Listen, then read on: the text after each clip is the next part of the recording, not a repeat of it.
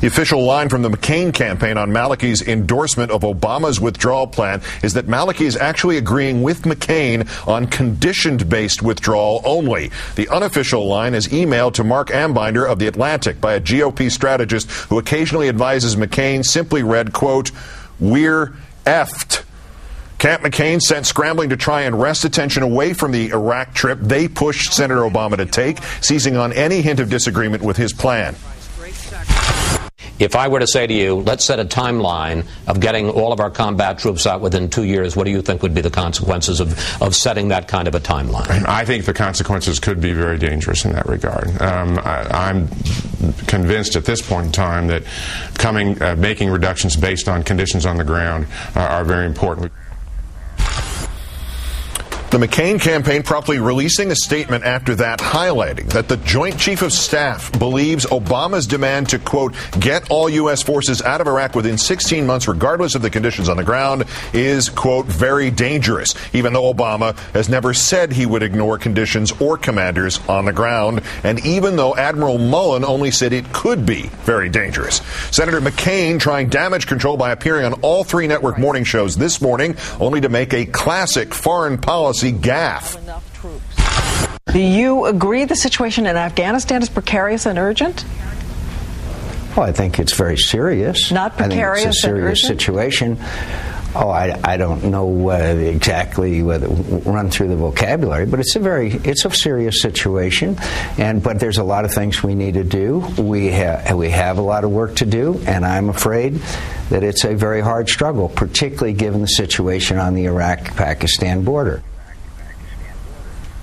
Iraq-Afghanistan border. That would be Afghanistan that shares the border with Pakistan, not Iraq. Iraq's over, see, look at it here on the map. Iraq's over 750 miles away. Joining us now, the Washington editor for The Nation magazine, Chris Hayes. Thanks for your time tonight, Chris. Thank you, Keith. Don't want to overstate this. It's not election night, but did Senator McCain just lose the majority of his foreign policy credibility, his supposed strength, based on what's happened over the weekend and today with Obama and Iraq?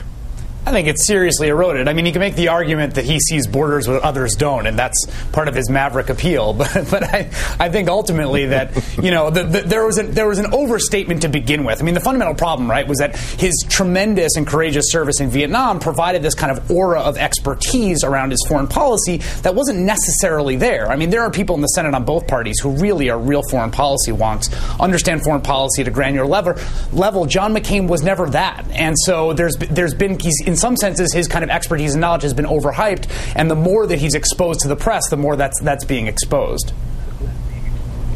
So McCain's position on this is also kind of, I don't see where he goes from this. This new position would be the U.S. government should not listen, the United States should not listen to what the Iraqi government wants, just what he says they want. How does that work?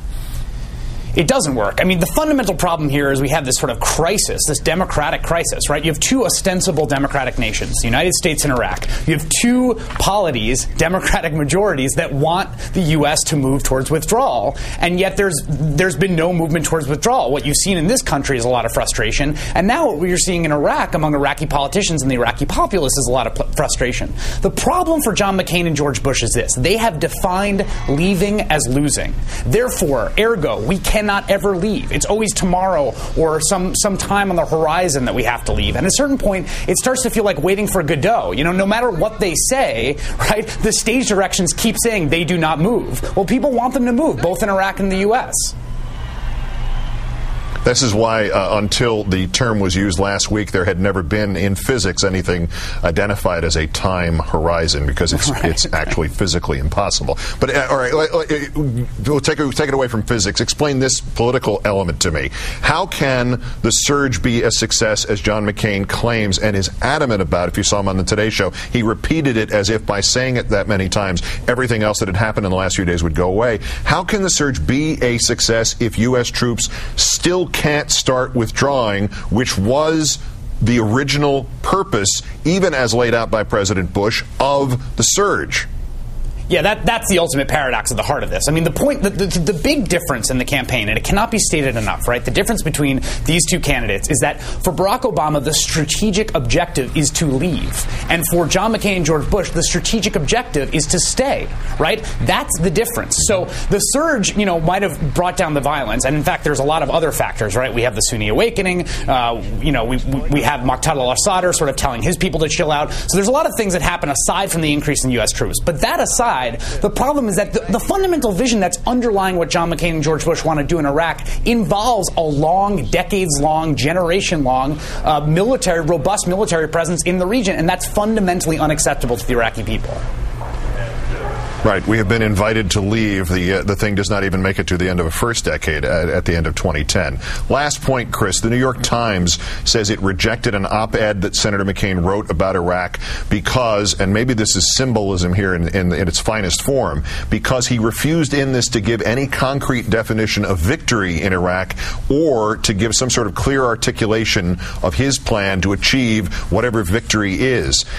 Suddenly, is this in great relief in our understanding of what McCain's campaign problem is regarding Iraq, that there is basically a chant of USA, USA in this, and no specifics whatsoever? There is no definition of victory, therefore there cannot possibly be victory?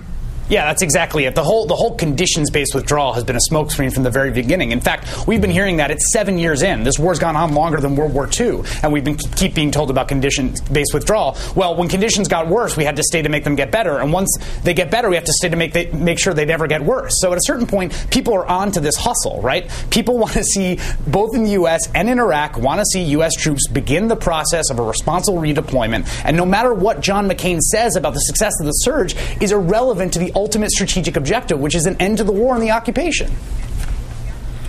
Right. It used to be called Time Horizon, or it's now called Time Horizon. It used to be, in my youth, known as Kick the Can down the road. Chris Hayes, the Washington editor of The Nation magazine. Thank you, Chris. Thank you, Keith.